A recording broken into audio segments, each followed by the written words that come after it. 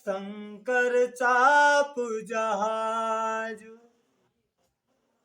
सागर रघुबर बाहुबल, बूढ़ सो सकल समाज, चढ़ा जो प्रथम ही मोह बस,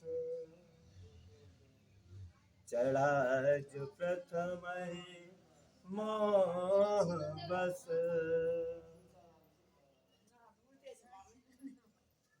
भगवान भोलेनाथ का जो धनुष छोड़ के भज गई, ये वक्त का जो धनुष है उसे तुलसीदास जी महाराज ने सागर जहाज की उपमा दी है, पानी के जहाज की उपमा दी है। और जो रघुवीर जी का के बाजुओं का जो बल है, जो बाहुबल है, तुलसीदास जी ने उसे सागर बताया है, और सागर भी अथाह। और कहते हैं वह सारा समाज उस जहाज में चढ़कर डूब गया, पर डूबा कौन? जो मोहवश उसमें चढ़ा था। जो मोहवश चढ़ा वो डूब गया, और जिन्होंने मोह को नहीं अपनाया वही बच गया। और मोह से कौन बचा? जिस पर रघुनाथ जी की कृपा थी। प्रभु तो चाप खंड महिरारे, देखी लोग सब भय सुखारे। प्रभु श्री रघुनाथ जी ने जैसे ही उस धनुष के दो टुकड़े किए, दो टुकड़े करते ही उस धनुष के दोनों टुकड़े प्रभु ने धरती पर छोड़ दिए कि अब तुम्हारा अस्तित्व आज से समाप्त। यह देखकर जनकपुरी की जो भी प्रजा थी, जो भी प्रजाजन थे, सब लोग अत्यंत सुखी हुए, सब लोग अत्यंत प्रसन्न हुए।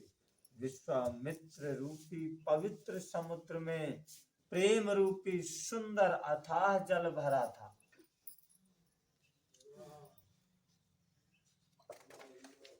विश्वामित्र जी प्रेम के आनंद में मग्न हो रहे थे, और राम रूपी पूर्ण चंद्र को देख करके पुलकावली रूपी भारी लहरें विश्वामित्र जी की बढ़ रही थी।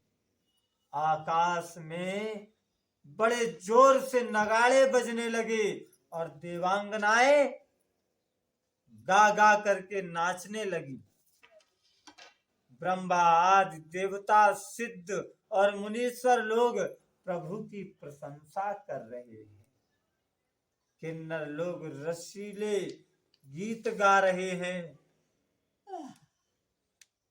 इस प्रकार जहां देखो वहीं प्रसन्नता छा रही है, और जहां तहां स्त्री पुरुष प्रसन्न होकर कह रहे हैं कि श्री रामचंद्र जी ने शिव जी का धनुष भंग कर दिया, तोड़ दिया। सब लोग राम जी की कीर्ति का बखान कर रहे हैं। सब लोग घोड़े, हाथी, धन, मणि, वस्त्र सब लोग निछावर कर रहे हैं। एक गरीब भी है, उसकी सामर्थ्य के अनुसार भी उसने निछावर किया। खूब मंगल गीत गाए जा रहे हैं। सखियों सहित रानी अत्यंत प्रसन्न हुई है। ऐसा लगता है कि सूखते हुए धान पर पानी डाल दिया, पानी पड़ गया हो, बरसात हो गई हो। ऐसा लग रहा है कि जनक जी ने सोच त्याग कर सुख प्राप्त किया। मानो तैरते ऐसा लग रहा है कि मानो तैरते हुए जो आदमी थक जाता है परंतु थकते थकते भी उसने थाह पा ली हो। धनुष टूट जाने पर राजा लोग ऐसे श्रीहीन हो गए कि जैसे दिन में दीपक की शोभा जाती रहती है। दिन में दीपक जला लो तो भी कोई फर्क नहीं पड़ता। दीपक का महत्व तो अंधेरे में है, प्रकाश का महत्व अंधेरे में है। सूर्य के उजाले में दीपक लट्टू बल्ब कोई मायने नहीं रखता।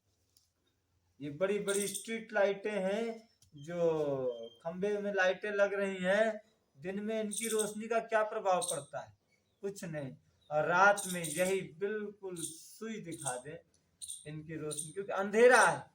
अंधेरे में दीपक का प्रभाव होता है, मगर दिन में दीपक का प्रभाव नहीं होता है। इसी तरह राजाओं का भी प्रभाव जाता रहा। राम रूपी सूर्य के प्रकाश में आकर के अन्य देशों के जो भी राजा थे, उन सब के प्रकाश की गति बिल्कुल मंद पड़ गई थी।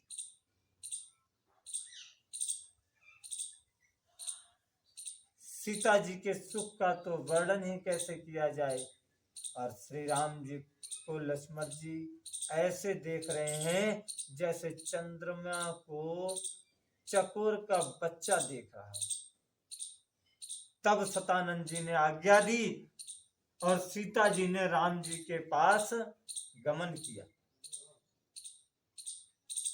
संग सखी सुंदर चतुर गावहि मंगल चार, गवनी बाल मराल गति सुषमायंग अपार।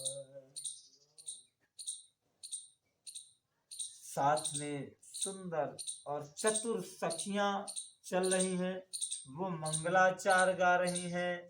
सीता जी बाल सिंगिनी की चाल से चली।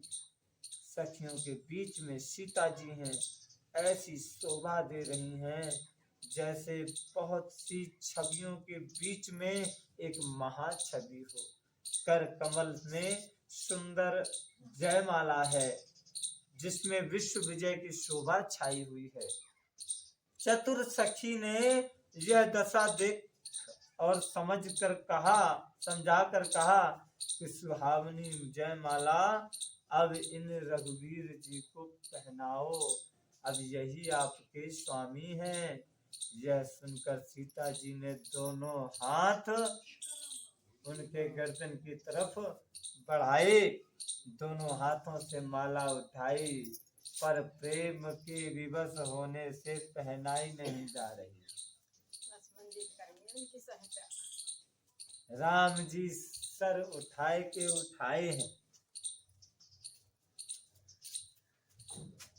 फिर उस समय उनके हाथ ऐसे लग रहे थे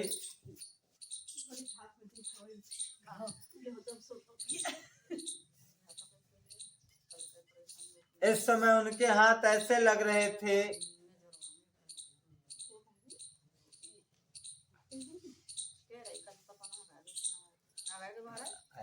कितना 5 किलो। अखंड दिए कह रही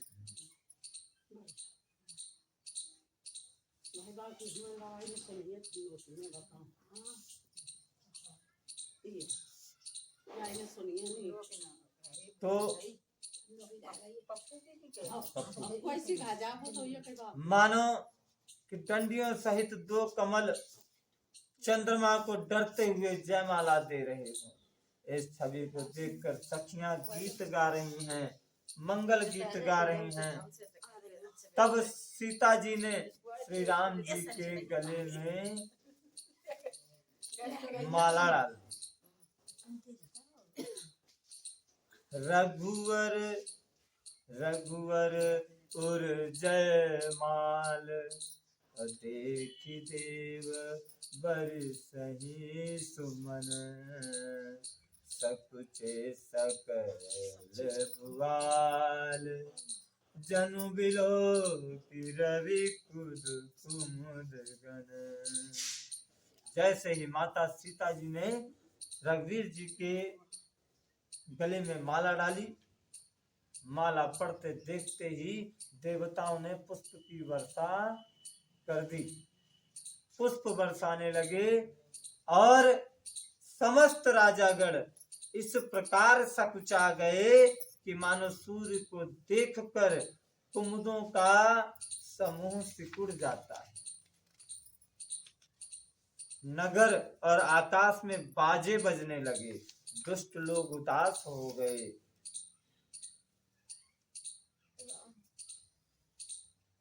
और सज्जन लोग सब प्रसन्न हो गए। देवता, किन्नर, मनुष्य, नाग और मुनीश्वर सब जय जयकार करने लगे, जय जयकार कर रहे हैं और राम जी और सीता जी की जोड़ी को आशीर्वाद भी दे रहे हैं। देवताओं की स्त्रियां नाचती हैं, गाती हैं, बार बार हाथों में पुष्पों की अंजलि भर के राम जी और सीता जी पर छोड़ रही हैं। वहीं ब्राह्मण वेदों की ध्वनि कर रहे हैं। प्रभु श्री राम जी और माता सीता जी की जोड़ी ऐसी लग रही है आज मानो सुंदरता और श्रृंगार रस एकत्र हो गए हों, एक साथ आ गए हों। सखियां ऐसे कह रही हैं कि हे सीते, अब ये आपके स्वामी हैं, अब आप इनके चरण छुओ। किंतु सीता जी अत्यंत भयभीत हुई और उनके चरण नहीं छू रही। गौतम प्रिय गति सुरति करी, नहीं पर सती पग पानी। भय किस बात का है? इसमें यह कहा गया कि सखी कहाँ ही प्रभु पद गहु सीता, और करति न चरण परस अति भीता। अर्थात सखियां तो बता रही हैं अब यही आपके स्वामी हैं, इनके चरण पकड़ लो। मगर माता सीता जी भयवश प्रभु के चरणों की तरफ जा नहीं रही, झुक नहीं रही हैं, भयवश। तो भय किस बात का है? तुलसीदास जी कहते हैं गौतम तिय गति सुरति करी, और नहीं पर सती पग पानी। मन बिहसे रघुवंश मनि, प्रीति अलौकिक जानी। भय इस बात का हुआ कि जिस प्रकार पत्थर को अहिल्या रूपी नारी बना दिया पैरों को छूने से, पैरों से ही तो पत्थर को पैर लगाया और पत्थर की शिला नारी बन गई। तो अहिल्या की और फिर संगी संग गति हो गई।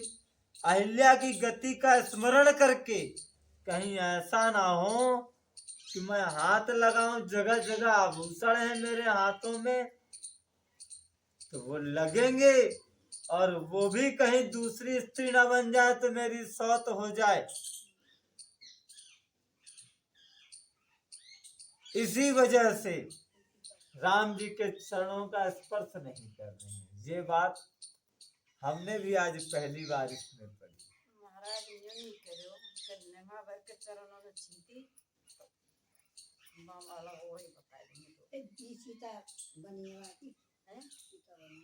ठीक है, अब सीता जी की ये सोच, ये प्रीत जानकर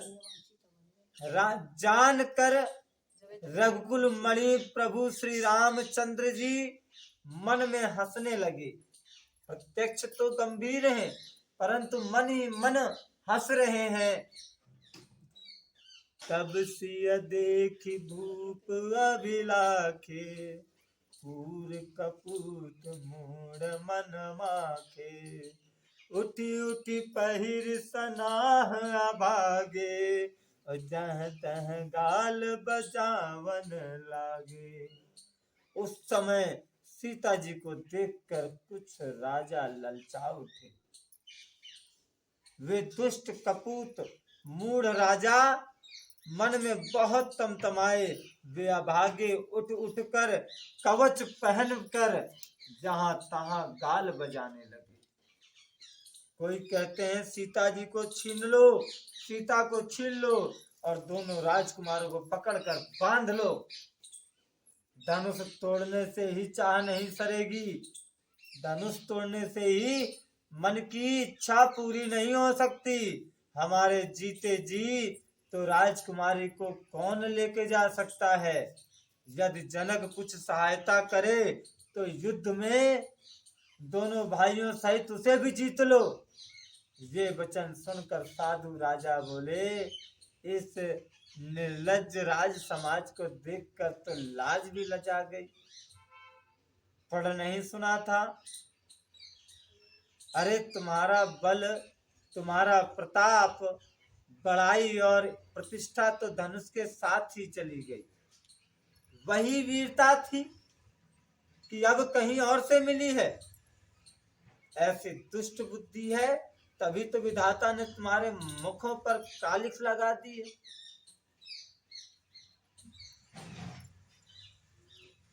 ईर्ष्या, घमंड और क्रोध को छोड़ो और नेत्र भरकर इन राम जी की छवि को देख लो।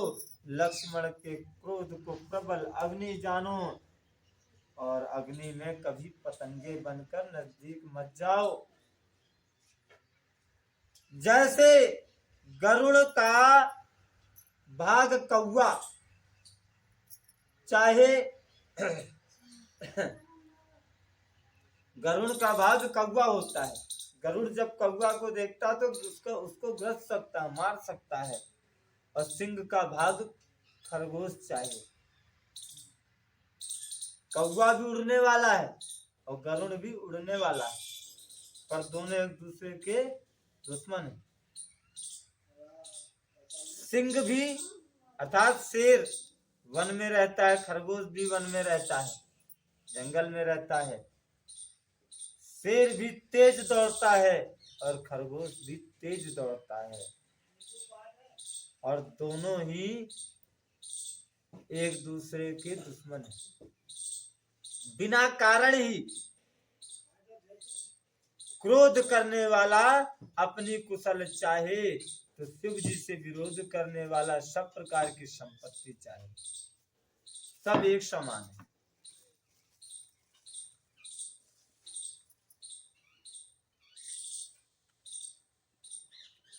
जो शिव जी से विरोध करता है वह किसी प्रकार की संपत्ति नहीं पा सकता। गरुड़ से विरोध करके कौवा जीवित नहीं रह सकता, शेर से बैर करके खरगोश जीवित नहीं रह सकता।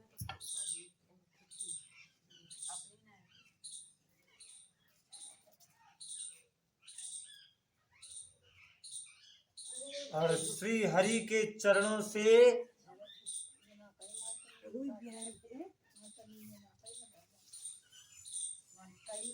श्री हरि के चरणों से आदमी अगर विमुख हो जाए तो उसे परम गति प्राप्त नहीं हो सकती। कितनी सुंदर बातें हैं। बैन ते बलि जिमि चह कागू, जिमि ससु चहे नाग हरि भागू। जिमि चह कुशल अकारण कोई, सब संपदा चहे शिव द्रोही। अर्थात अकारण क्रोध करने वाला, जब तब गुस्सा करने वाला, वह अपने कुशल चाहे तो नहीं मिल सकता। गरुड़ से कौवा, गरुड़ के सामने कौवा बचना चाहे तो नहीं बच सकता। शेर के सामने खरगोश बचना चाहे तो नहीं बच सकता। बच्चा बाबा खरगोश कहीं चले अदर अदर बोलो तो क्या रे बकराए। जैसे लोभी पुरुष, कोई लोभी पुरुष है और वो अपना यश फैलाना चाहे, नहीं फैला सकता। एक तरफ तो भय कर रहा है कि भाई मेरे पैसा खर्च ना हो, और बिना अर्थ के यश की प्राप्ति नहीं है। बिना अर्थ और धर्म के यश की प्राप्ति कैसे हो सकती है? कि हमारा नाम होना चाहिए, पर मुंह पे दाम तो हते हैं, पर मैं दामन ने खर्च वो न चाह रहा हूँ, तो उल्टा अपयश मिलेगा। ए मरन दो, यहाँ पे दाम तो खूब आते हैं, पर ये काऊ की मदद ना कर सके, काऊ गरीब की सहायता ना कर सके, कोई धर्म को काम ना कर सके, उससे अपयश फैलता है। कामी मनुष्य ये चाहे कि मैं निष्कलंक रह आऊं, नहीं हो सकता। और प्रभु श्री राम जी के चरणों से विमुखता, अर्थात प्रभु श्री राम जी से ही विमुखता, कि राम जी से प्रेम ना करने वाला परम गति को प्राप्त कर ले, असंभव, असंभव है। राम जी से विमुख होने वाला कभी भी परम गति को प्राप्त नहीं कर सकता। हे राजाओं, सीता जी के लिए तुम्हारा लालच भी वैसा ही व्यर्थ है। कोलाहल सुनकर सीता जी शंकित हो गईं। तब सखियां उन्हें वहां ले गईं जहां रानी जी थी, जहां सीता जी की माता थी। श्री रामचंद्र जी मन में सीता जी के प्रेम का बखान करते हुए स्वाभाविक चाल से गुरु जी के पास चले गए। रानियों सहित सीता जी दुष्ट राजाओं के दुर्वचन सुनकर सोच में पड़ गई कि ना जाने विधाता अब क्या करने वाले। राजाओं के वचन सुनकर लक्ष्मण जी इधर उधर ताकते हैं, किंतु राम जी के डर के मारे कुछ कह नहीं पा रहे।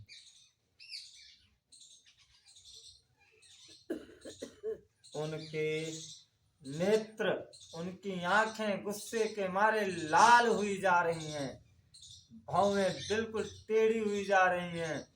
वे क्रोध से राजाओं की ओर देखने लगे, मानो कि पागल हाथियों का झुंड देखकर सिंह के बच्चे को जोश आ जाए। जनकपुर की जितनी स्त्रियां थी सब व्याकुल हो उठी और सब मिलकर उन दुष्ट राजाओं को गालियां देने लगी।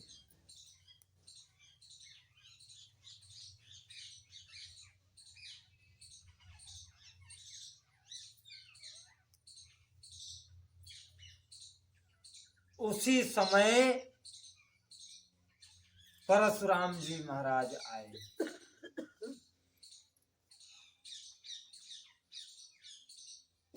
खर भर देख विकल पुर नारी, सब मिल देहि महीपन गारी।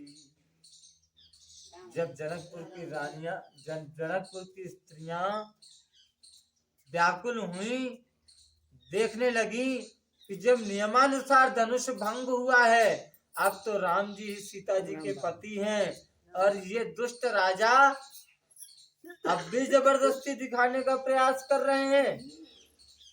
ऐसा विचार करके वह दुष्ट राजाओं को गालियां देने लगी। ये सब चल ही रहा था कि उसी समय परशुराम जी पधारे। तेहि अवसर सुनी शिव धनु भंगा, आयौ रघुकुल कमल पतंगा। उसी समय शिव जी के धनुष का टूटना जानकर रघुकुल के रूपी कमल के सूर्य परशुराम जी महाराज पधारे हैं और इन्हें देखकर सब राजा सकुचा गए हैं, मारे भय के अपने अपने स्थानों पर सिकुड़ गए। ऐसा लग रहा था कि मानो बाज के झपटने से बटेर को जानते, बटेर छिप जाए। गोरे शरीर पर विभूति लगा रखी है और विशाल ललाट पर त्रिपुंड तिलक लगा रखा है। सिर पर जटा है, सुंदर मुख पर क्रोध है, क्रोध के कारण उनका सुंदर मुख लाल हो गया है।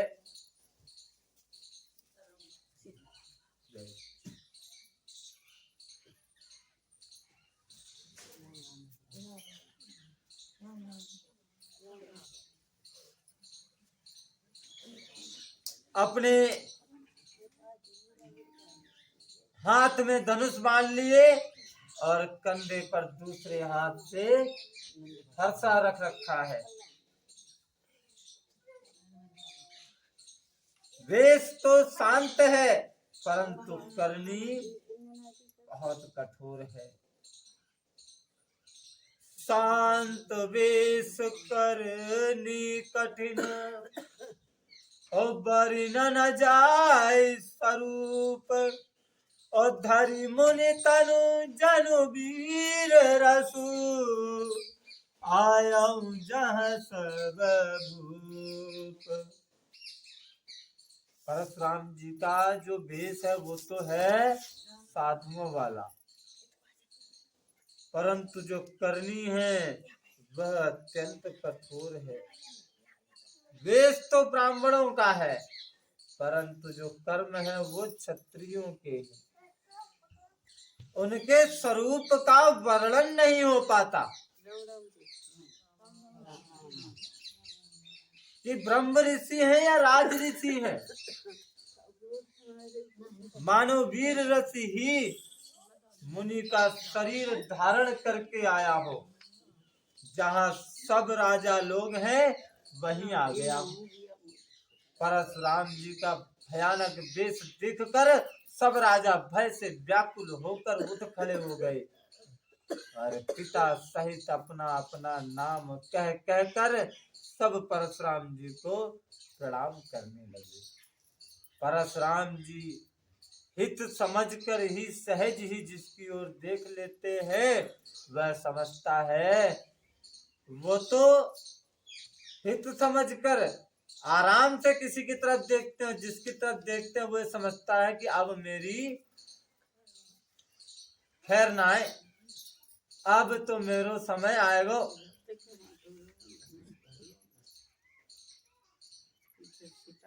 फिर इतने में जनक जी आ जाते हैं। जनक जी ने आकर अपना सर नवाया, उनको प्रणाम किया, फिर सीता जी को बुलाया, उनसे भी प्रणाम करवाया। परशुराम जी ने सीता जी को आशीर्वाद दिया। सखियां हर्षित हुई।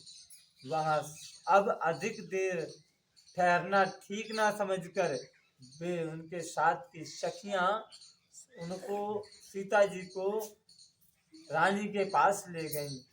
फिर विश्वामित्र जी आकर मिले और उन्होंने दोनों भाइयों को परशुराम जी के चरणों पर लिटवाया, दंडवत प्रणाम कराया। विश्वामित्र जी ने कहा, ये राम है और ये लक्ष्मण है, ये दोनों अयोध्या नरेश महाराज दशरथ के पुत्र हैं। इनकी सुंदर जोड़ी देखकर परशुराम ने आशीर्वाद दिया। कामदेव के भी मद को छुड़ाने वाले श्री रामचंद्र जी के अपार रूप को देखकर उनके नेत्र एक बार को उनके नेत्र भी स्तंभित रह गए, जड़वत हो गए, ठहर गए, पलके अपलक हो गई, पलके हिलने का नाम नहीं ले रही हैं। फिर सब देखकर जानते हुए भी अनजान की तरह जनक जी से पूछते हैं, कहो यह बड़ी भारी भीड़ कैसी है? आज तुम्हारे दरबार में ये इतनी राजाओं की भीड़ कैसी है? उनके शरीर में क्रोध छा गया, जिस कारण सब राजा आए थे।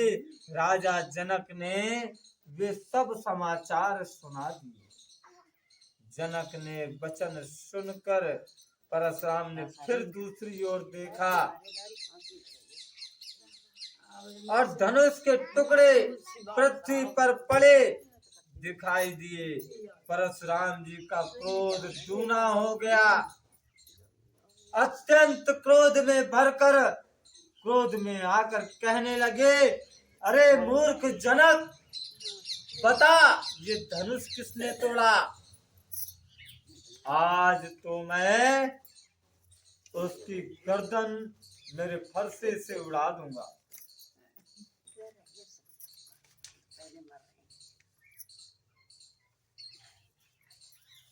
अति डरू तरु देत नपनाहि, अकुटिल भूप हर से मन माहि। सुर मुनि नाग नगर नर नारी, सोचहि सकल त्रास और भारी। राजाओं को अत्यंत डर लगा। राजा जनक अत्यंत डर गए। उनसे परशुराम जी महाराज कह रहे हैं, मुझे शीघ्र बता कि धनुष किसने तोड़ा, नहीं तो रे मूल आज मैं जहां तक तेरा राज्य है वहां तक की पृथ्वी को ही मैं उलट दूंगा।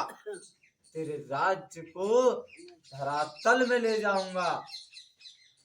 राजा थर थर कांपने लगे, जिसके कारण उनसे उत्तर देते नहीं बन रहा। यह देखकर जो कुटिल राजा थे वो अत्यंत प्रसन्न हुए। बोले, अब तो ये दशरथ के राजकुमार अब तो ये मारे गए, अब इन्हें कोई नहीं बचा सकता। क्यों? क्योंकि परशुराम जी तो क्षत्रिय विरोधी, और जब वो क्षत्रिय विरोधी हैं तो इन्हें जहां पता चलेगा इनके ही गुरु का धनुष इस बालक ने तोड़ा तो क्षण मात्र की भी देरी नहीं लगाएंगे और उसका सर धड़ से अलग कर देंगे। सीता जी की माता मन में पछता रही है कि हाय रे विधाता, तूने अब बनी बनाई बात बिगाड़ दी। परशुराम जी का स्वभाव सुनकर सीता जी को आधा क्षण भी कल्प के समान लगने लगा। थोड़ा सा समय भी ऐसा लग रहा है कि युगों युग बीते जा रहे हैं।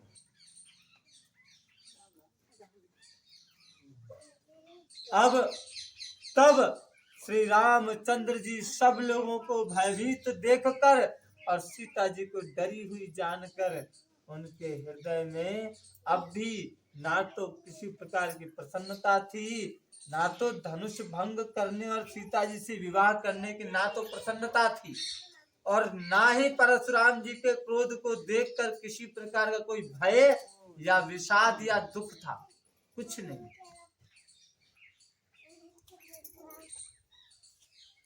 अब रामचंद्र जी क्या कहते हैं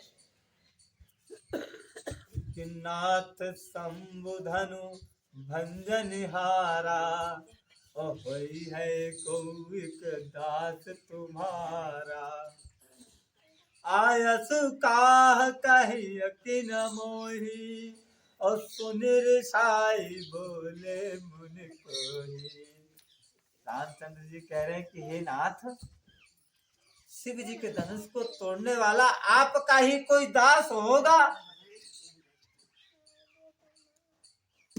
जिसने भी तोड़ा होगा वो आपका कोई एक दास ही होगा। किसी ऐसे की तो हिम्मत नहीं है। आप मुझे बताएं क्या आज्ञा है? मुझसे क्यों नहीं कहते? आप मुझसे कहिए। यह सुनकर परशुराम जी अत्यंत क्रोध में आकर बोलने लगे, और सेवक सो जो करे सेवकाई, वो अरि करनी करी करी लड़ाई। सुनहु राम जय शिव धनु तोरा, सहस बाहु मम सो रिपु मोरा। हरे राम, सेवक तो वह है जो अपने स्वामी का हित करे। सेवक वो है जो सेवा का कार्य करे, जो सेवा करे वो तो सेवक है। और शत्रु का काम करे तो लड़ाई तो करनी ही पड़ेगी। और हे राम सुनो, जिसने भी शिव जी के धनुष को तोड़ा है ना, वह सहस्त्र बाहु के समान मेरा शत्रु है। और वह इस समाज को छोड़कर अलग हो जाए, नहीं तो जितने राजा इस सभा में बैठे हुए हैं सब के सब मारे जाएंगे। मुनि के वचन सुनकर लक्ष्मण जी मुस्कुराए और परशुराम जी का अपमान साफ करते हुए कहने लगे कि बहुधनु ही तोरी लरिकाई, और कबहु नयत ऋषि कीन्हि गोसाई। ओ यही धनु पर ममता कही है तू, और सुनि ऋषाई कह भृगुकुल के तू। सुनि ऋषाई कही भृगुकुल रे तू। क्या कहते हैं? रे नृप बालक काल वस, हो बोलत तो ही न संभार। और धनु ही समत पुरार धनु, और विदित सकल संसार। अब सुनिए, ये कथा बड़ी विचित्र है, अन्य पुराणों में विदित है। जो लखन जी भैया लक्ष्मण लाल जी कह रहे हैं कि हे परशुराम जी, हे गोसाई, लड़कपन में तो हमने आपकी बहुत से धनुष तोड़ दिए, किंतु आपने ऐसा क्रोध तो कभी नहीं किया। इसी धनुष पर आपकी क्या ममता आ रही? और आप तो संत हैं, संत को तो किसी वस्तु पर मोह नहीं होना चाहिए। संत को किसी वस्तु पर मोह नहीं होना चाहिए। आप ऐसा मोह, ऐसी ममता क्यों कर रहे हैं? क्या कारण है? यह सुनकर भृगुवंश की ध्वजा रूपी परशुराम जी की आंखें लाल हो उठी और कुपित होकर कहने लगे कि हे राजा के पुत्र, हे राजकुमार, मुझे लगता है कि तू काल के वश में है, इसीलिए तू इस प्रकार से बातें कर रहा है। अरे देवताओं, हे चराचर के प्राणियों, जीव जंतुओं, सभी सुनो, हमारे जान में तो सभी धनुष एक से ही हैं। लक्ष्मण जी कह रहे हैं हमारी जान में तो सभी धनुष एक से ही हैं। पुराने धनुष के तोड़ने में क्या हानि और क्या लाभ? ये तो पुराना धनुष है, हमने तो नए नए धनुष तोड़ दिए, तो किसी पुराने धनुष के टूटने में क्या नुकसान है? और श्री रामचंद्र जी ने तो इसे नवीन के धोखे से देखा था, और फिर यह तो छूते ही टूट गया। इसमें रघुनाथ जी का क्या दोष है? मेरी नजर में तो कोई दोष नहीं। हे मुनि, आप बिना ही कारण किस लिए क्रोध कर रहे हैं? परशुराम जी अपने फरसे की ओर देखकर बोले, तूने मेरा स्वभाव नहीं सुना रे बालक, तू बड़ा दुष्ट है। मैं तुझे बालक जानकर नहीं मारता हूं। अरे मूर्ख, क्या तुझे निरा मुनि ही समझता है? मैं बाल ब्रह्मचारी हूं और अत्यंत क्रोधी हूं। क्षत्रिय कुल का शत्रु हूं मैं। मेरी यह बात तो संपूर्ण पृथ्वी में विश्वविख्यात है। अपनी भुजाओं के बल से मैंने क्षत्रियों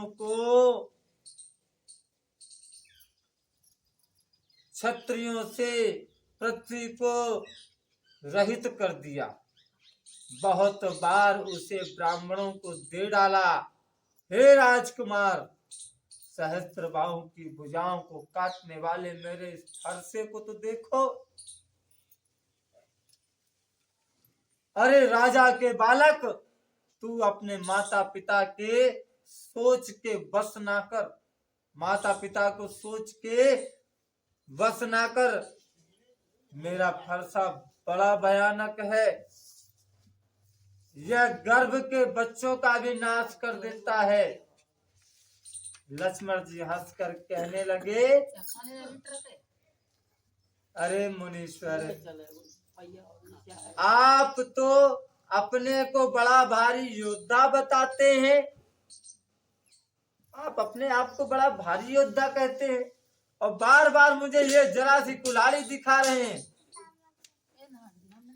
इस फूंक मात्र से आप पहाड़ को उखाड़ना चाह रहे हैं। आप मुझे बच्चा समझ रहे हैं? यहाँ कोई कुमड़े की बतिया नहीं है जिसे आप तोड़ लेंगे। लक्ष्मण जी कैसे उनको चिढ़ा रहे हैं। यहाँ आपने हमें कोई कुमड़े की बतिया जान रखा है? जो तर्जनी की उंगली आगे की और देखते ही कुमला गई। क्या कह रहे हैं?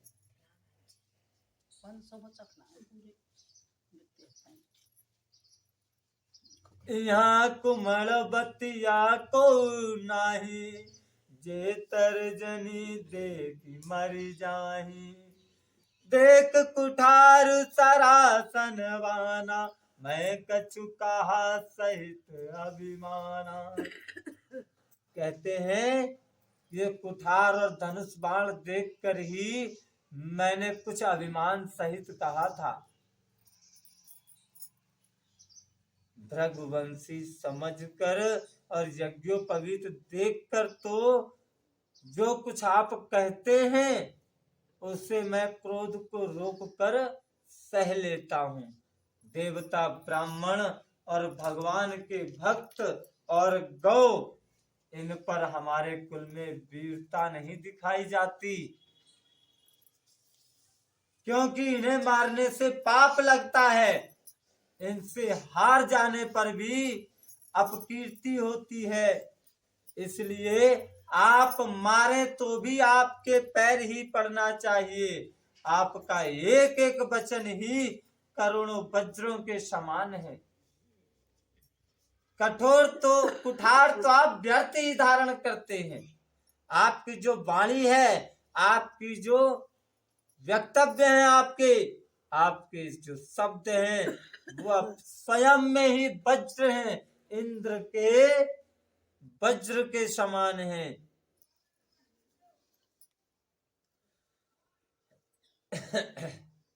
धनुष, बाण और कुठार तो आपने बिना किसी कारण ही ले रखे हैं,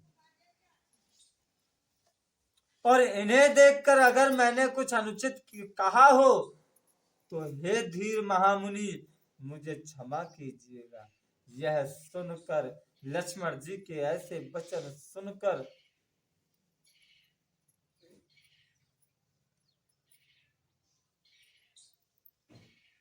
परशुराम जी क्रोध के साथ गंभीर वाणी में बोले,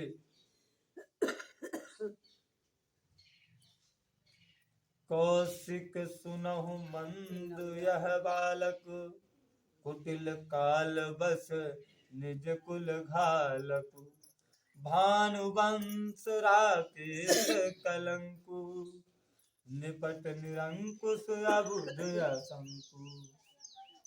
हे विश्वामित्र सुनो, यह बालक बड़ा कुबुद्धि है, बड़ा कुटिल है, काल के बस में है। यह अपने कुल का घातक बन रहा है। यह सूर्यवंशी है और पूरे चंद्र का कलंक है। यह बिल्कुल उद्दंड है, मूर्ख है और निडर भी है। और मुझे भय लग रहा है कि अभी ये क्षण भर में काल का ग्रास हो जाएगा, अभी ये काल का शिकार हो जाएगा। मैं जरा सा फरसा मारूंगा और ये मर जाएगा। मैं ये बात पुकार कर कहता हूं विश्वामित्र जी, फिर मुझे दोष मत देना। परशुराम जी कह रहे हैं कि काल का बलु होई छन माही, ओ कहूं पुकार खोरी मोहि नाही। अब तुम हट कहूं जो चाहूं बारा, ओ कही प्रताप बलु रोष हमारा, के कहूं प्रताप बलु रोष हमारा। कह रहे हैं परशुराम जी, ये क्षण भर में मैं इसे मार सकता हूँ। और सुन लो भैया विश्वामित्र जी, मैं बार बार पुकार के कह रहा हूँ, फिर मुझे दोष मत देना। यदि तुम इसे बचाना चाहते हो तो मेरा जो प्रताप है, जो बल है, जो मेरा क्रोध है, जो मेरा स्वरूप है, उसे इसे बतला कर इसे समझाओ, इसे मना करो, वरना मैं इसे मारने में देर नहीं लगाऊंगा। लक्ष्मण जी ने परशुराम जी की वाणी सुनी तो क्या कहते हैं कि हे मुनिराज, आपका सुयश आपके रहते दूसरा कौन वर्णन कर सकता है। अपने ही मुख से अपनी करनी अनेकों बार बहुत प्रकार से वर्णन कर चुके हो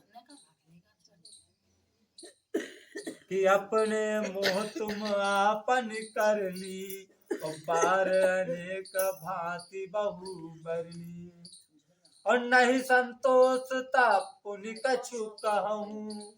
अगर आपको अभी भी संतोष नहीं हुआ तो फिर कुछ भी कह डालिए। अपना क्रोध रोक कर अपने आप को दुख मत दीजिए। आप वीरता का व्रत धारण करने वाले धैर्यवान और क्षोभ रहित हैं। गाली देते हुए क्षोभा नहीं पाते। आप गाली देते हुए अच्छे नहीं लगते। सूर समर करने करही, कहे न जना वही आप, अविद्यमान रन पाई रिपु, कायर कथा ही प्रताप। लक्ष्मण जी कह रहे हैं कि हे ब्राह्मण, जो असल में सूरवीर होते हैं ना, वह तो युद्ध के मैदान में लड़ाई लड़कर अपनी वीरता का प्रदर्शन करते हैं। इस वाणी को हिला हिला करके अपने बल को नहीं दिखाते, बताते नहीं है, कर देते हैं। शत्रु को युद्ध में उपस्थित पाकर जो कायर होते हैं वही अपनी जुबान से दूसरों को डराने का झूठा प्रयास करते हैं, केवल अपने बल की झूठी डींगे मारा करते हैं और फिर कहते हैं कि आप तो मानो काल को हाथ लगाकर बार बार उसे मेरे लिए बुला रहे हैं। लक्ष्मण जी के ऐसे कठोर वचन सुनते ही परशुराम जी ने अपने भयानक फरसे को संभाल कर हाथ में लिया और कहने लगे, अब जाने दे दो महिले लोगु कटिवादी बालक बधु जोगु। अब भैया मुझे कोई दोष न लगावे, यह बालक कड़वा ही बोलने वाला है और यह तो अब वध करने के योग्य है। जैसे कभी कभी हम नहीं कह देते अब ये तो मरबई लायक है ना, कुत्तन को पिल्लन को।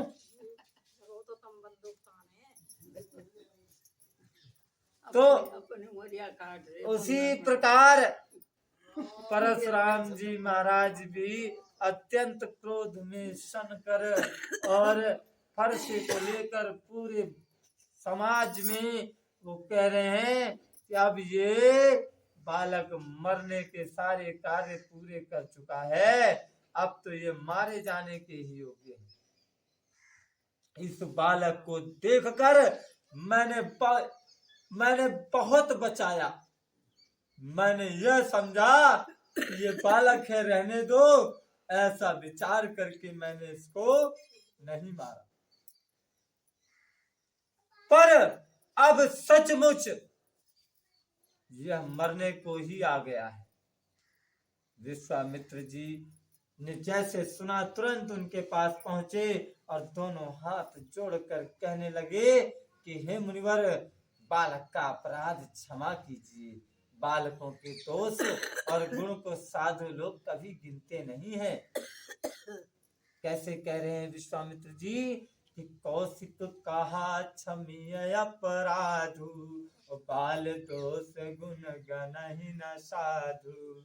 ओ खर कुठार में अकर्ण को ही, आगे अपराधी गुरु द्रोही।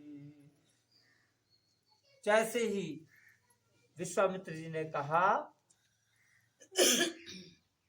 कि ये बच्चा है, बच्चे के अपराधों को क्षमा किया जाता है, बच्चे के गुण दोष नहीं गिने जाते, और आप तो महान मुनि हैं और ये तो मुनियों के, साधुओं के, संतों के लक्षण हैं, सज्जनों के लक्षण हैं। हर सज्जन को चाहिए कि जो किशोर अवस्था के बच्चे हैं उनके गुण दोषों की गणना नहीं होती। तो परशुराम जी कह रहे हैं, तीखी धार का कुठार, मैं दया रहित और क्रोधी, और यह मेरा गुरुद्रोही, मेरा अपराधी मेरे सामने है कि खर कुठार मैं अकरुण कोही, हो आगे अपराधी गुरुद्रोही। उत्तर देत छोड़ाऊं बिनु मारे, केवल कौशिक सील तुम्हारे। नत ही काट कुठार कठोरे, गुरहि उरिन होते श्रम थोरे। परशुराम जी महाराज कह रहे हैं कि मेरी कुठार की धार बड़ी तीखी है और मुझ में दया नहीं, अत्यंत क्रोधी हूं मैं, और यह मेरे गुरु का क्रोधी और मेरे गुरु का द्रोही, मेरे गुरु का द्रोही होने के कारण ये मेरा अपराधी और मेरे सामने खड़ा है, और उस पर भी यह हर बात पर उत्तर दे रहा है, इतने पर भी मैं इसे बिना मारे कैसे छोड़ूं, और फिर भी छोड़ रहा हूं, वो सिर्फ इसलिए हे विश्वामित्र, केवल तुम्हारे प्रेम के कारण, मैं तुमसे प्रेम करता हूं, नहीं तो इसी कुठार से, इसी फरसे से काट कर थोड़े से ही परिश्रम से मैं अपने गुरु के ऋण से उऋण हो जाता। जो गुरु जी का ऋण है, हर शिष्य गुरु के ऋण से लदा होता है। हम ये चाहते हैं कि हम गुरु दक्षिणा दे करके, गुरु दक्षिणा में 100, 200, 500, 1000, 10,000, लाख, 10 लाख दे करके उन्नतर है जाएं, नहीं। जब तक हम गुरु को अंदर से प्रसन्न ना करें। और एक चीज बतावें, अगर संत है तो पैसे देख कर कभी अंदर से प्रसन्न नहीं हो सकता। आपका दान है, आपके हृदय को संतुष्टि हो, इसलिए वह प्रसन्न चित्त तो रहता है। परंतु अगर संत है तो धन से कभी प्रसन्न नहीं हो सकता, क्योंकि धन हमेशा दुख का कारण है। धन से कभी सुख नहीं प्राप्त हो सकता। सब कुछ प्राप्त हो जाएगा, धन से आपको बिस्तर प्राप्त हो जाएगा, परंतु नींद नहीं प्राप्त हो सकती। धन से आपको भोजन तो प्राप्त हो जाएगा, परंतु भूख प्राप्त नहीं हो सकती। धन से सुख की सारी वस्तुएं प्राप्त हो सकती हैं, परंतु वास्तविक सुख कभी प्राप्त नहीं हो सकता। धन से कभी संतुष्टि प्राप्त नहीं हो सकती, और संतुष्टि किसी को अगर देनी है, उसके लिए उसको संतुष्ट करना पड़ेगा। और अगर किसी संत को संतुष्ट करना है, उसका तो मात्र एक मार्ग है कि संत ने जो वचन कहे, जो सद्मार्ग दिखाया, उस सद्मार्ग पर चल दो। हमने कहा कि भैया राम जी का नाम जपो, राम नाम संकीर्तन करो, नाद पूरे दिन भर करो तो शाम को ही पूरे परिवार के साथ मिलकर आधा घंटा कर लो। बस यही हमारी दक्षिणा है, यही हमारी संतुष्टि है। हमने कहा कभी सत्य बोलो, झूठ कभी मत बोलो। तो अगर हमारी इस बात को आपने स्वीकार कर लिया तो यही हमारी दक्षिणा हो गई। हमने कहा कि अपने माँ बाप का सम्मान करो। अगर आपने हमारी बात मानकर अपने मैया बाप का सम्मान प्रारंभ कर दिया, यही हमारी दक्षिणा है। हमने कहा अपने अपने गुरु का सम्मान करो, अपने अपने पति का सम्मान करो। आपने हमारी बात मान ली, आप सद्मार्ग पर आ गए, यही हमारी दक्षिणा हो गई। और हम इससे इतने संतुष्ट होंगे, हम ही नहीं, कोई भी संत। अगर आप संत के बताए रास्ते पर चलने लगे, आप अगर सद्मार्ग पर आ गए, तो आपका भी भला है और उस संत का भी भला है जिसने आपको सद्मार्ग दिखाया। इस समाज में भी और उस राम जी के समाज में भी आपने अपना भला करके संत का भला किया है। जब तक आपका भला नहीं होगा, आप खूब चाह लें संत का हम भला करें और आपका भला ना होने पाए, तो संत का भला नहीं हो सकता। क्योंकि जग भला तब संत भला। जब हमारे पास बैठने जो समाज आया है, जब वो भला है तो ही हम भले हैं।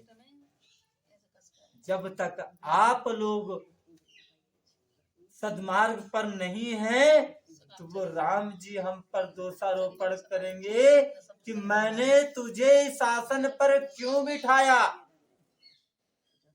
मैंने तुझे ये चोला क्यों दिया। जब तू चार प्राणियों को सद्मार्ग पर नहीं ला सका, तो जब आप लोग हमारा सहयोग इस मार्ग में करेंगे ना, तो ही तो हम संतुष्ट होंगे।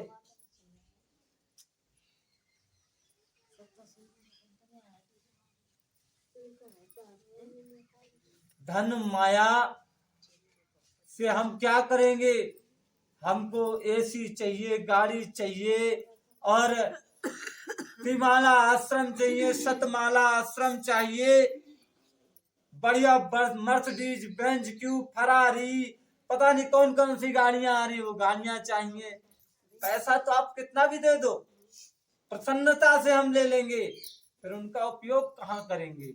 अपना वैभव बढ़ाएंगे। राम जी को वैभव से मतलब नहीं है, लेकिन वैभव से मतलब हमको है। हम अपना वैभव बढ़ाएंगे। हमको 4 पहिया गाड़ी चाहिए। आप लोग अगर स्कॉर्पियो में घूमते होंगे ना, आप लोग अगर वो कौन सी फॉर्च्यूनर आती है उसमें घूमेंगे ना, तो हमको मर्सिडीज चाहिए। हमको घूमने के लिए मर्सिडीज चाहिए, पहनने के लिए 5,000 रुपए 1 मीटर का कपड़ा चाहिए। ये हमारा वैभव है, ये वैभव हमको चाहिए। आप तो धन दो, हम उस धन से अपने वैभव की पूर्ति करेंगे। हमारे राम जी को क्या चाहिए? उनके सामने आप भोग रख दीजिए। आपके मन में अगर भाव होगा ना, तो 2 चनौरी के दाने आप ला के रखेंगे, उनको भी वो भाव से स्वीकार कर लेंगे और उसी में तृप्त हो जाएंगे। अगर आपके मन में भाव नहीं है, तो सोने की थाली में 56 भोग रख दीजिए ना, तो रख के आप उठा ही लेंगे, कोई मतलब नहीं बनता है। भगवान जय में नायरो। अगर भाव नहीं है तो जय में नायरो, और अगर भाव है तो आपको कुछ पाखंड करने की आवश्यकता नहीं है। मैं सत्य बता दूं एक बात, बुरा मत मानना, कि आपको मूर्ति के सामने भी रखने की जरूरत नहीं है। आप आंखें बंद करके अगर राम जी का सुमिरन करें, अपने गुरु जी को आश्रय बनावें, हे प्रभु मेरे गुरु की आज्ञा है, कृपया जो भी कुछ आपने यह प्रसाद तैयार कराया है, आप अपने प्रसाद का भाग स्वीकार करें। और मैं ज्यादा कुछ तो जानता नहीं, लेकिन अगर ये हमारे मन में भाव से, हमने कोई मंत्र नहीं पढ़ा, कुछ नहीं किया, जल की आचमन किया और वहीं बैठ करके, किसी मंदिर जाने की आवश्यकता नहीं है, बस अपने गुरु के नाम का आश्रय लिया और राम जी को याद किया कि हे भगवान अपना भोग स्वीकार करो, और यकीन मानिए आपका वो भोग श्री हरि तक पहुंच गया। लेकिन अगर आप पाखंड करेंगे, आप 50 तो मंत्र बोल लो, 50 मंत्र बोल लीजिए और थाली 1 घंटे रखे रहने दीजिए, बिल्कुल भगवान आपका भोग नहीं लगाएंगे। क्यों? क्योंकि आपके मन में छल है, कपट है। और राम जी साफ साफ कहते हैं, मोहि कपट निर्मल मन जन सो मोहि भावा, मोहि कपट छल छिद्र न भावा। जो निर्मल मन का जन है, जो प्राणी निर्मल है, स्वभाव का है, निश्चल स्वभाव का है, मुझे वही प्राणी पा सकता है।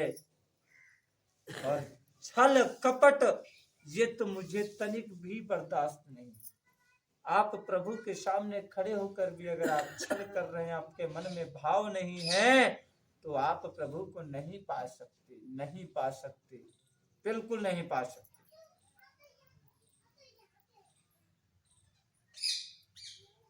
तो यही स्वभाव संतों के साथ भी होता है।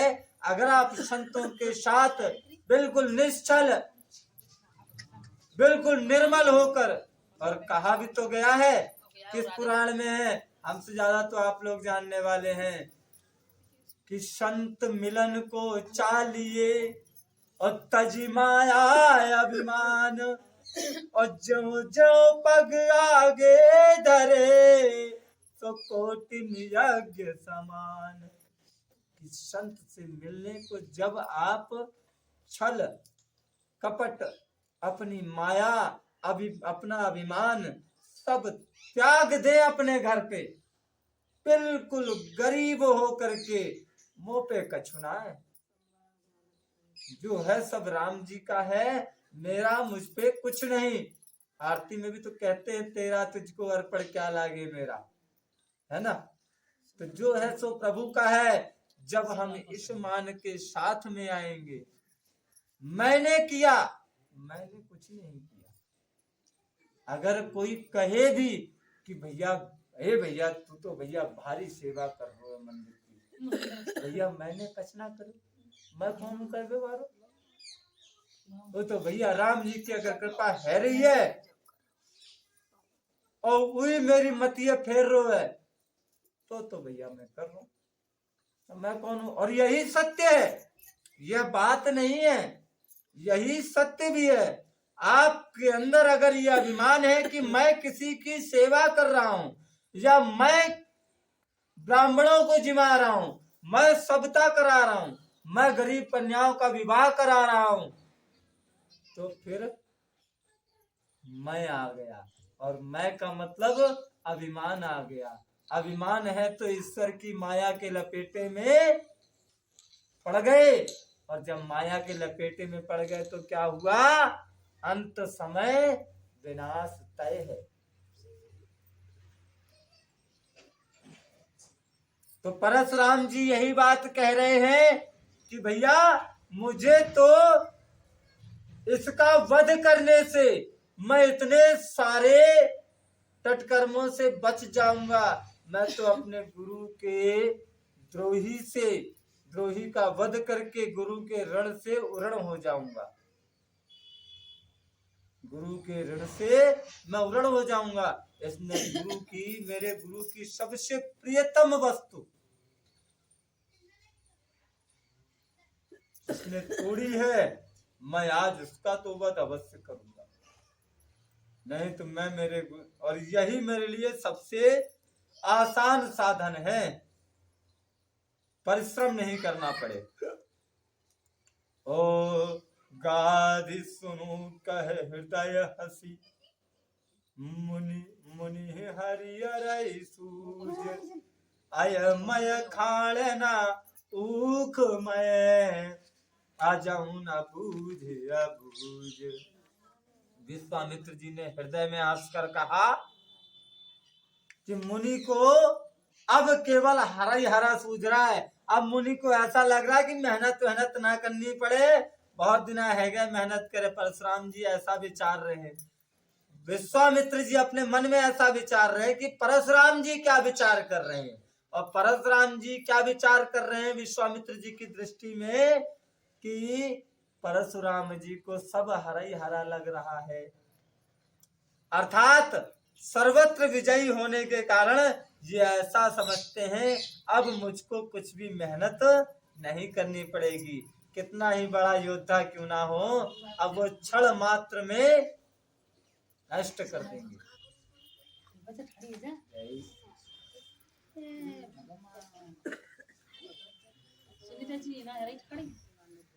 श्री राम जी और लक्ष्मण जी को साधारण छत्री ही समझ रहे हैं,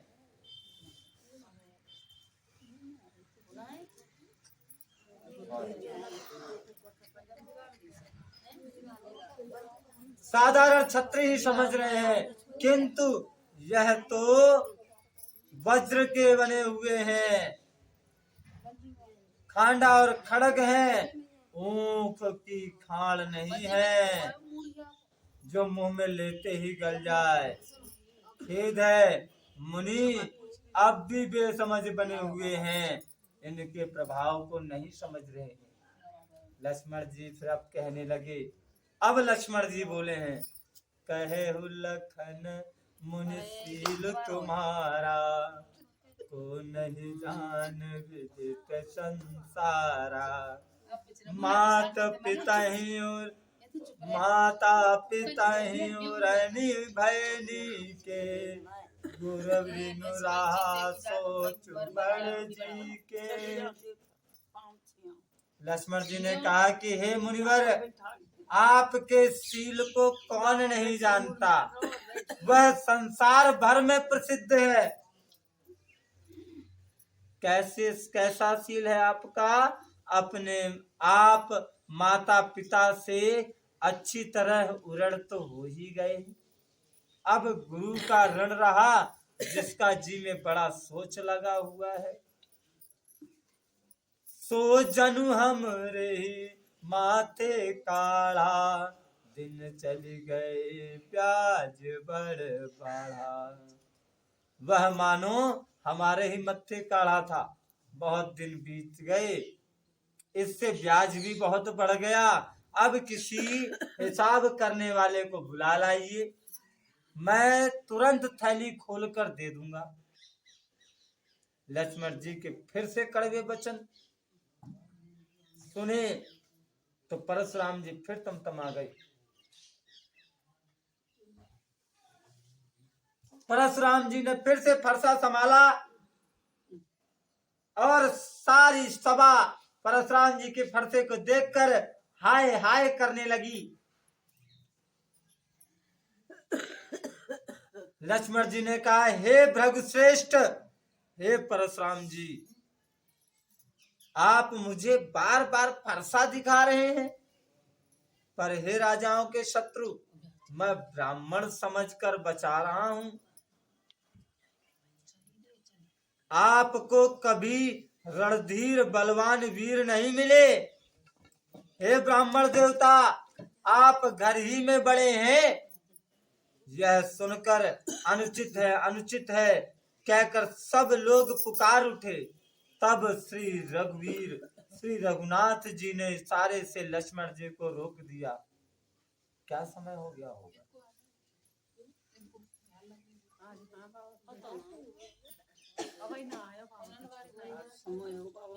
तब श्री रघुनाथ जी ने लक्ष्मण जी को रोक दिया कि लखन उतर आहुति सरिस, रघुवर को पुक्रशान, ओ बड़ा तो देख जल सम बचन, बोले रघुकुल भान, बोले रघुकुल भान।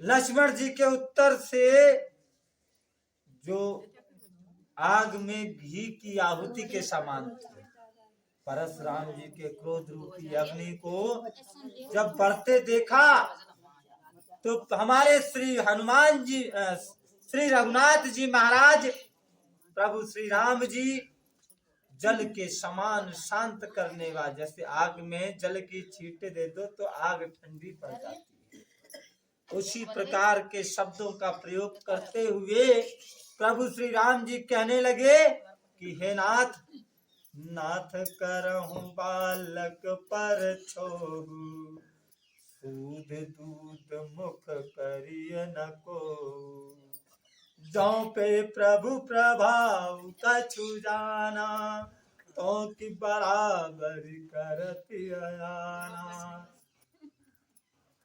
कहने लगे, हे नाथ, बालक पर कृपा कीजिए, इस सीधे और दुध मुहे बच्चे पर क्रोध मत कीजिए। यदि यह प्रभु का कुछ भी प्रभाव जानता तो क्या यह बेसमझ आपकी बराबरी करता? यदि यह बालक कुछ भी बालक यदि कुछ चपलता भी कर जाए तो गुरु, माता और पिता मन में आनंद मानते हैं। अतः इसे छोटा बच्चा या सेवक जानकर इस पर आप अपनी कृपा कीजिए। आप तो समदर्शी हैं, आप तो सुशील हैं, आप तो धीर हैं, आप तो ज्ञानी मुनि हैं। श्री रामचंद्र जी के वचन सुनकर वे कुछ ठंडे पड़े। इतने में लक्ष्मण जी मुंह में बुदबुदा कर मुस्कुरा उठे। अब उनको हंसते जैसे ही परशुराम जी की निगाह पड़ी, परशुराम जी के पैर के नाखून से लेकर के और सीधा जटा तक आग लग गई। बिल्कुल ऐसा मानिए उन्होंने कहा, राम तेरा भाई बड़ा पापी है। यह शरीर से तो गोरा है, पर हृदय का बड़ा काला है। यह विषमुख है, दुधमुहा नहीं है। ये स्वभाव से ही टेढ़ा है। ये तेरा अनुसरण नहीं करता, तेरे जैसा शीलवान नहीं है। यह नीच मुझे काल के समान नहीं देखता। अरे मैं काल हूं। लखन कहु हसी सुनहु मुनि, अक्रोध पाप कर मूल। और जही बस अनुचित करहि चरहि, और जही बस जन अनुचित करहि, और चरहि विश्व प्रतिकूल। लक्ष्मण जी ने फिर एक अंगुल दी। बोले, हे मुनिवर सुनिए, जो क्रोध होता है ना, अच्छा ऐसे समय पर अगर कोई अच्छी बात भी समझाओ तो व्यक्ति को बुरी लगती है, क्योंकि क्रोध हमेशा विनाश का कारण होता है।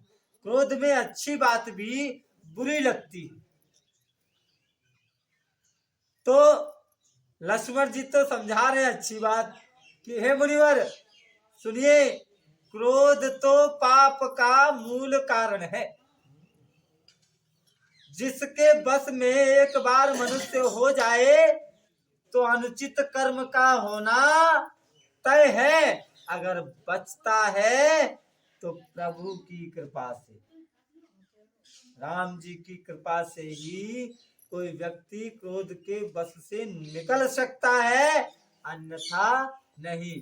बचने का एक ही उपाय है, क्रोध को शांत करो।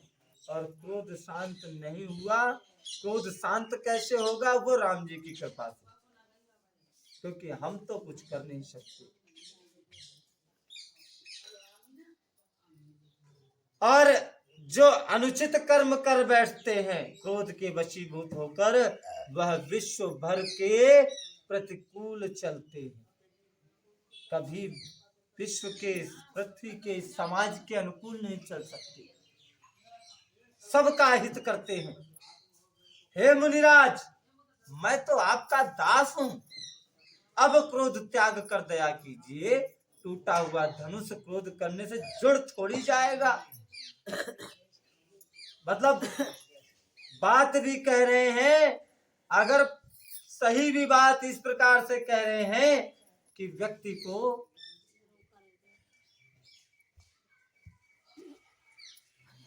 खड़े खड़े पैर दुखने लगे होंगे आपके, अब बैठ जाइए। यदि धनुष अत्यंत ही प्रिय हो, यदि आपको ये धनुष ज्यादा ही अच्छा लग रहा हो, तो कोई उपाय किया जाए और किसी बड़े गुणी कारीगर को बुलाकर इसे जुड़वा दिया जाएगा। अगर आपको ज्यादा अच्छा यही धनुष ज्यादा अच्छा लग रहा है तो जुड़वा देंगे।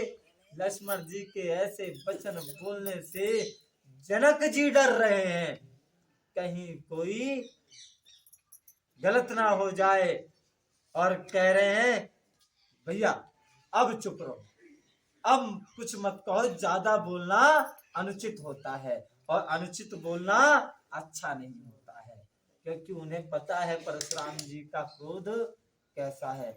जनकपुर के स्त्री पुरुष सब थर थर कांप रहे हैं कि पता नहीं परशुराम जी अपना फरसा कब चलाएंगे, और मन ही मन कह रहे हैं कि छोटा कुमार वास्तव में बड़ा ही छोटा कार्य कर रहा है।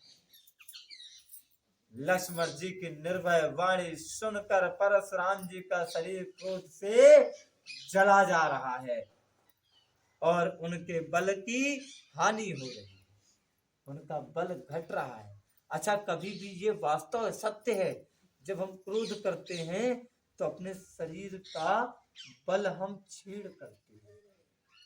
अब क्रोध के साथ किसी पर थप्पड़ मारेंगे उतना प्रभाव नहीं करेगा, और आपने अगर हंसते हंसते किसी पर एक जमा दिया तो बैठ जाएगा। ये वास्तविक, ये हमारे आंखों देखा अनुभव है। तो अब तब श्री रामचंद्र जी पर एहसान जना के परशुराम जी बोले कि तेरा भाई समझकर मैं इसे अभी भी बचा रहा हूं, यह मन का मैला है, यह मन का मैला है, और शरीर का कैसा सुंदर है, जैसे विष के रस से भरा हुआ सोने का घड़ा। मनु मलिन तनु सुंदर कैसे, विष रस भरा कनक घटु जैसे। जय श्री सीताराम मैया।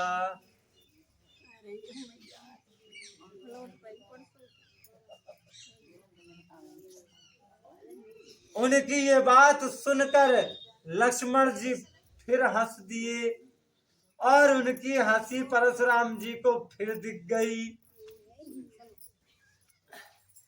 तब राम जी तिरछी नजर से लक्ष्मण को डांटते हैं, समझाते हैं, जिससे लक्ष्मण जी अब थोड़े से सकुचा जाते हैं। विपरीत बोलना बंद करके अपने गुरु विश्वामित्र जी के पास चले गए। अब हमारे प्रभु श्री राम जी दोनों हाथ जोड़कर अत्यंत विनय के साथ कोमल और शीतल वाणी से बोले कि हे नाथ, कि सुनहु नाथ तुम सहज सुजाना, और बालक बचनु करिय नहीं काना। कि हे नाथ, आप तो स्वभाव से ही सुजान हैं, आप बालक के वचन पर अपने कान मत दीजिए, इसे तो सुनकर भी अनसुना कर दिया करें।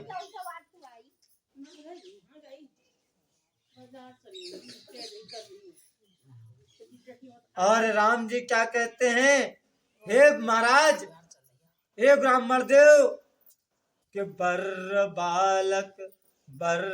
बालक एक सुभाऊ, ओ इनहि न संत विदु सहिकाऊ, तेनाहि कछु काज बिगारा, अपराधी मैं नाथ तुम्हारा, कि अपराधी मैं नाथ तुम्हारा। कि हे नाथ, जो बर्र और बालक का एक जैसा स्वभाव होता है, ये अपनी तरफ से आपको छेड़ेंगे नहीं, और अगर ये बर्र का यहाँ पर पूरा इतनी सारी बर्र लगी हुई है यही टाण पर, अभी देखो किसी को खूब परिक्रमा देते हैं, यही प्रमाण है, खूब परिक्रमा देते हैं, इतनी सारी हैं, थोड़ी नहीं, खूब परिक्रमा देते हैं, बिल्कुल नहीं काटती। यहाँ पर उस दिन वो आया एक लड़का, क्या नाम, कपूर साहब को, आतो, उसने उन्हीं बर्र के बगल बिल्कुल चिपका करके तुरई की 2 यूनिट रखी, एक बर्र ने भी नहीं काटा। आप यकीन मानिए। हाँ हाँ यही पहला बन हाँ, अरे इन्हें बर्र मत ऐसे लगे कहीं बर्रन के ऊपर ही ना धर दियो। तो एक बर्र ने भी ना उसको काटा ना किसी को काटा। फिर अगले दिन उसका भाई आता है वही यूनिट उठाने के लिए, और वो उठा करके वहां से ले जाता है। अभी तक इन बर्रों ने किसी को भी नुकसान नहीं पहुंचाया।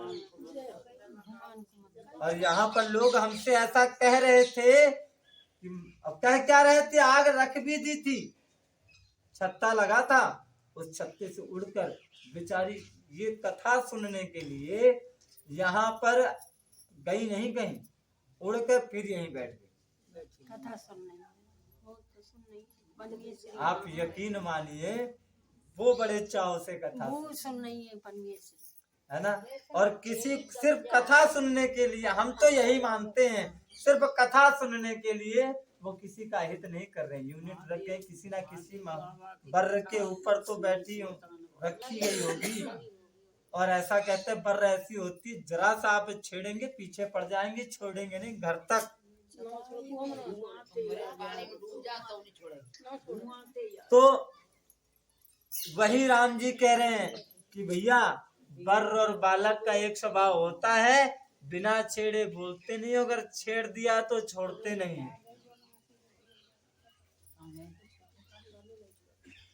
और संत जन इन्हें कभी दोष नहीं लगाते, क्योंकि ये बिना छेड़ने के बोलते ही नहीं है। इसी यही कारण है संत कभी भी बच्चों में दोष नहीं देखते और बर्र में भी कभी दोष नहीं देखते। और लक्ष्मण ने तो कुछ काम भी नहीं बिगाड़ा है। आप लक्ष्मण पर निरर्थक क्रोध कर रहे हैं, आपका अपराधी तो मैं हूं। हे स्वामी, कृपा, क्रोध, बध, बंधन, जो कुछ भी करना हो दास की तरह, अर्थात अपना दास समझकर आप मुझ पर कीजिए।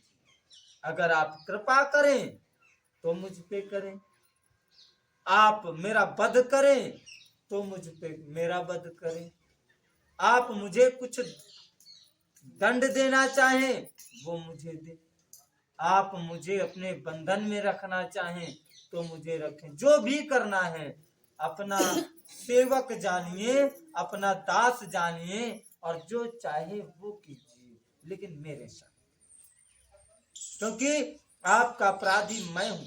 जिस प्रकार से भी आपका ये क्रोध शीघ्रता से दूर हो जाए, हे मुनिराज, आप वही उपाय बताएं, मैं वही करूंगा। मुनि ने कहा, हे राम, अब भी तेरा छोटा भाई टेढ़ा ही मेरी तरफ ताक रहा है, मेरा क्रोध कैसे जाए? ये तो अब भी मेरी तरफ टेढ़े चितवन से ही देख रहा है। इसकी गर्दन पर मैंने कुठार ना चलाया तो क्रोध करके किया तो क्या किया? मेरे जिस कुठार की घोर करनी सुनकर राजाओं की स्त्रियों के गर्भ गिर पड़ते हैं, उसी फरसे के रहते मैंने इस शत्रु राजपुत्र को मैं जीवित देख रहा हूं। हाथ चलता नहीं, क्रोध से छाती जली जा रही है। ये कैसी लीला है आज? मेरा हाथ नहीं चल रहा है, परंतु क्रोध से मेरी छाती जली जा रही है। हाय, यह राजाओं का घातक कुठार भी आज कुंठित सा हो गया लगता है। विधाता विपरीत हो गया है, इससे मेरा स्वभाव बदल गया, नहीं तो भला मेरे हृदय में किसी भी समय कृपा कैसी? आज दया मुझे यह दुख सहा रही है, आज दया मेरे सर चढ़कर बोल रही है और मुझसे सहा नहीं जा रहा है। यह सुनकर लक्ष्मण जी मुस्कुराकर सर झुकाया और कहने लगे, आपकी कृपा रूपी वायु भी आपकी मूर्ति के अनुकूल ही है। वचन बोलते हैं मानो फूल झड़ रहे हैं, यानी कृपा के वचन भी ऐसे बोल रहे हैं कि मानो फूल झड़ रहे हैं, तंज कस रहे हैं, तंज। क्योंकि उन्होंने तो ऐसी मीठी बारी तो नहीं कही, कृपा भी कर रहे हैं, बचा भी रहे हैं, छोड़ भी रहे हैं, ठीक है कोई बात ना, जान दो। एक तो ये होता है कि कोई बात नहीं, बच्चा है, जाने दीजिए। परंतु परशुराम जी किस हिसाब से कह रहे हैं कि मेरी छाती जल रही है, मन कर रहा मैं इसको मार दूं, लेकिन हाथ नहीं चल रहा है मेरा। आज क्या करें, इस दांत किटकिटा रहे हैं, क्या करें, ये फरसे की भी धार खराब दिख रही है मुझे, और नहीं तो इस कुठार से, इसी फरसे से मैंने पता नहीं कितने राजाओं की गर्दन काटी है। आज तो वो विधाता भी मुझसे विपरीत हो गया, मेरा हाथ ही नहीं चल रहा है मारने के लिए। आज तो मारने के लिए मेरा हाथ ही नहीं चल रहा है। आज तक मुझे कभी दया नहीं आई, आज मुझे दया आ रही है। ये सब कुछ मेरे विपरीत है। तभी तो लक्ष्मण जी मुस्कुराए कि कृपाऊ कर रहे हैं तो ऐसी कर रहे हैं कि मानो आग बरसा रहे हो। और कहा क्या उलट, कहा उल्टा, मुस्कुराए और कहने लगे कि आपकी कृपा रूपी जो वायु है वह भी आपके ही अनुकूल है। जैसा आपकी मूर्ति है, जैसा आपका स्वभाव हो, उसी के अनुकूल है। वचन बोलते हैं, ऐसे बोलते हैं मानो कि फूल झड़ रहे हैं। हे मुनि, यदि कृपा करने से आपका शरीर जला जाता है तो क्रोध होने पर तो शरीर की रक्षा विधाता ही करेंगे। अगर आप कृपा कर रहे हैं तो ही में आपका शरीर जल रहा है, अगर आपने क्रोध कर लिया फिर क्या होगा, फिर तो आपको कोई बचा ही नहीं सकता।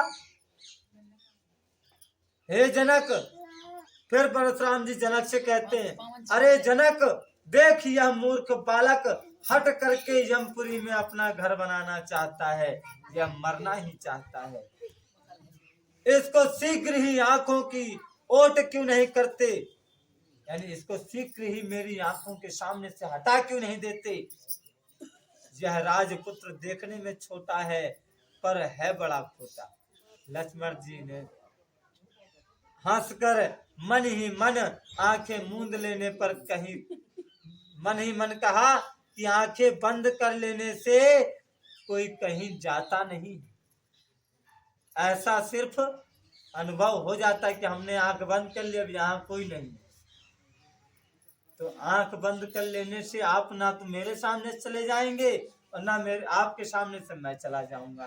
तब परशुराम जी फिर अत्यंत क्रोध में भर गए और राम से बोले, अरे सठ, तू शिव जी का धनुष तोड़कर उल्टा हमी को ज्ञान दे रहा है, हमी को ज्ञान सिखाता है। तेरा भाई तेरी ही सम्मति से कड़वे वचन बोलता है और तू छल से हाथ जोड़कर विनय करता है।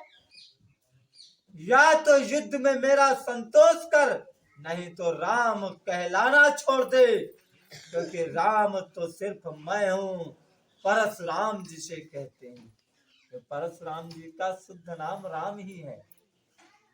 परशुराम तो इसलिए कहते हैं, उनको शिव जी ने फरसा दिया था, और फरसे को शुद्ध हिंदी में या संस्कृत में परशु कहते हैं, इसलिए उनका नाम परशुराम पड़ गया। अरे शिवद्रोही, परशुराम जी राम जी से कह रहे हैं, अरे शिवद्रोही, छल त्याग कर मुझसे युद्ध कर, नहीं तो भाई सहित तुझे मार डालूंगा। इस प्रकार परशुराम जी फरसा उठाए और चिल्ला रहे हैं रामचंद्र जी अपना सिर झुकाए मन ही मन मुस्कुरा रहे हैं। रामचंद्र जी मन ही मन कह रहे हैं कि गुनाह तो लक्ष्मण का, क्रोध मुझ पर कर रहे हैं। कहीं कहीं सीधेपन में भी बड़ा दोष होता है। भाई आदमी सीधे जान के टेढ़े पे बात ना बन रही है तो सीधे पे कोई दार गरे ना है तो आदमी फिर वह दार बनाए वो छोड़ दे, तो वह दार बनाए वो जो हाल ही कर जाए, है ना। ई आदमी हो सीधे और टेढ़े के है। हाँ अब प्रकट में राम जी क्या कहते हैं, हे मुनीश्वर अपना क्रोध छोड़ दीजिए, आपके हाथ में कुठार है, मेरा यह सर आगे है, जिस प्रकार आपका क्रोध जाए हे स्वामी वही काम कीजिए, मुझे अपना अनुचर मानिए। और फिर स्वामी और सेवक में कैसा युद्ध, हे ब्राह्मण श्रेष्ठ क्रोध का त्याग कर दीजिए। क्यों? क्योंकि ब्राह्मण तो हमेशा क्षत्रियों का स्वामी रहा है। मगर ब्राह्मण की बात है, किसी पंडित की बात नहीं कर रही। स्पष्ट कह रहे हमारी कथा लाइव चलेगी। हम सार्वजनिक तौर पर हम ब्राह्मण और पंडितों में फर्क समझते हैं, भेद मानते हैं। इसलिए ब्राह्मण हमेशा क्षत्रियों का स्वामी रहा है, परंतु क्षत्रियों ने हमेशा, अगर असल क्षत्रिय है तो उसने हमेशा ब्राह्मणों की सेवा की है, कभी ब्राह्मण का अपमान नहीं किया है। अगर क्षत्रिय है होने दोनों अंश के चाहिए, क्योंकि कहा गया है कि क्षत्रिय ब्राह्मण स्वामी और सेवक में कभी भी युद्ध नहीं होना चाहिए। तो हे ब्राह्मण आप क्रोध का त्याग कीजिए। आप वीरों का सा वेश देखकर, आपका वीरों का सा वेश देखकर ही बालक ने कुछ कह डाला, वास्तव में उसका कोई भी दोष नहीं। आपको फरसा लिए धनुष बाण धारण किए देखकर वीर समझ गया, वो बालक को क्रोध आ गया। आपका नाम तो जानता ही था, पर उसने आपको पहचाना नहीं। अपने वंश के स्वभाव के अनुसार उसने आपको उत्तर दे दिया। यदि आप मुनि की तरह आते, यदि आप ब्राह्मण की तरह आते, आप ब्राह्मण वंश से हैं, यदि आप ब्राह्मण की तरह आते, आप ब्राह्मणों की तरह व्यवहार करते, वार्तालाप करते, तो बालक आपके चरणों की धूल बन जाता, आपके चरणों की धूल भी अपने सर पर धारण करता। हे मुनिवर आप ब्राह्मण बनकर आए ही नहीं, आप अभी भी वीर का सा बर्ताव कर रहे हैं। तो वो क्षत्रिय ही क्या जिसने किसी क्षत्रिय की ललकार को झेल जाए। अगर क्षत्रिय का अंश है इस शरीर में और सामने से कोई युद्ध के लिए ललकार करे तो वो क्षत्रिय नहीं जो उस ललकार को सहन कर जाए। परंतु यह बात बाहरी के लिए होती है, ऐसा नहीं कि नहीं हम अपने परिवार में रोज लठ बजावें, क्योंकि बड़ो भैया आप में कमी देखेगो तो फटकारे गो। ऐसा ना है कि ना बड़े भैया तो हम जूझे जाए के, ये क्षत्रिय खून नहीं कहता, क्षत्रिय वंश की अपनी मर्यादाएं भी होती है।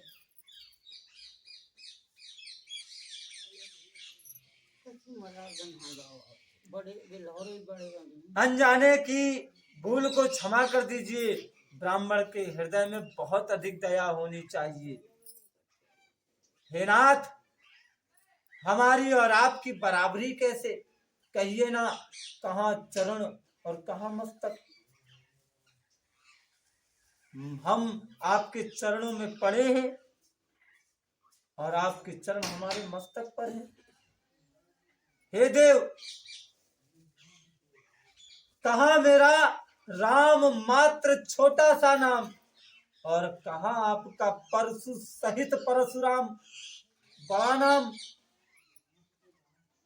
हे देव, हमारे तो एक ही गुण धनुष है, आपके परम पवित्र सम दम तप शौच क्षमा सरलता ज्ञान विज्ञान और आस्तिकता, आपके तो ये 9 गुण हैं।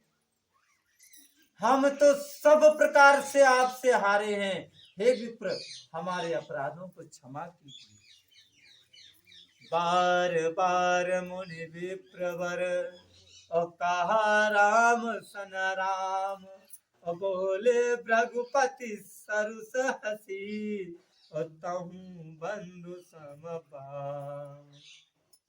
प्रभु श्री रामचंद्र जी ने परशुराम जी को बार बार मुनि और विप्रवर कहा, तब परशुराम जी कुपित होकर अथवा हंसी छोड़कर बोले, तू भी अपने भाई के समान ही टेढ़ा है, तू मुझे निरा ब्राह्मण ही समझता है। मैं जैसा विप्र हूँ तुझे सुनाता हूँ। धनुष को स्त्रुवा और बाण को आहुति और मेरे क्रोध को अत्यंत भयंकर अग्निमान। स्त्रुवा जो चम्मच होता है लकड़ी का, और बाण को आहुति और मेरे क्रोध को अग्निमान। चतुरंगिणी सेना सुंदर समिधाएं, यज्ञ में जलाई जाने वाली लकड़ियां हैं। बड़े बड़े राजा उसमें आकर बलि के पशु हुए हैं, जिनको मैंने इसी फर्श से काट कर बलि दिया। 1 करोड़ों जप युक्त रण यज्ञ मैंने किए हैं। अर्थात जैसे मंत्रोच्चारण पूर्वक स्वाहा शब्द के साथ आहुति दी जाती है, उसी प्रकार मैंने पुकार पुकार कर राजाओं की बलि दी है। मेरा प्रभाव तुझे नहीं मालूम,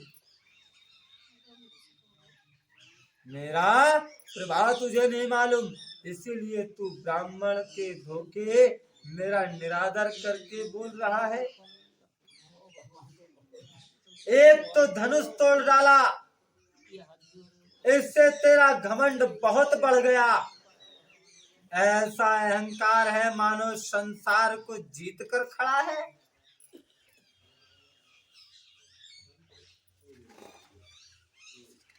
उनके इस स्वरूप को देखकर रामचंद्र जी कहने लगे, हे मुनिवर, विचार कर। उन्हें रोकिएगा महाराज, हम अभी आ रहे हैं। बाबा रुके, बैठ जाओ भाई। बाबा यार रोक रोक। राम जी कहने लगे कि हे मुनिवर, अब आप विचार करके बोलिए। क्यों? क्योंकि आपका क्रोध बहुत बड़ा है और मेरी भूल बहुत छोटी है। पुराना धनुष था, छूते ही टूट गया, मैं किस कारण अभिमान करूं? जो हम निद रही विप्रबदी, सत्य सुनाऊं भृगुनाथ, तो अस को जग सुभट जही, भय बस नावहि मात सियावर। रामचंद्र जी की जय, पवन सुत हनुमान जी